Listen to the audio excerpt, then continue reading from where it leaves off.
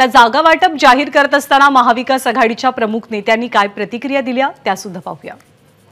महाविकास आघाडी जास्तीत जास्त व्यापक कशी होईल त्या दृष्टीने आम्ही आटोकाट प्रयत्न केले आणि मला खरंच या सर्व आमच्या सहकार्यांना धन्यवाद द्यायचे आहेत, कारण त्यांनी एकही जागा न मागता पूर्णपणाने देशाच्या घटनेचं रक्षण करण्यासाठी आणि लोकशाही वाचवण्यासाठी एक ताकद जी आम्ही उभी करतो त्या ताकदीमध्ये त्यांची सुद्धा ताकद ही जोडली।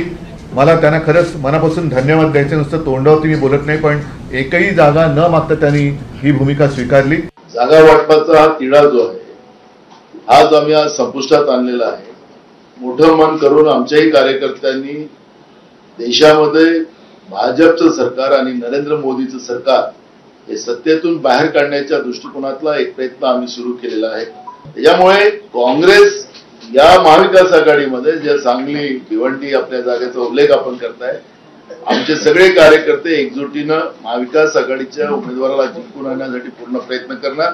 48 जागा आहेत, त्यापैकी एकही जागेवर असा मतभेद ते मतभिन्नता नाही। शेवटी एक वर्षाचा आहे, त्यामुळे ते सांगली असेल किंवा आणखी काय असेल त्याचं जे वाचन केलं त्या सगळ्याच्या निर्णय एक वर्षांनी झालेले आहे।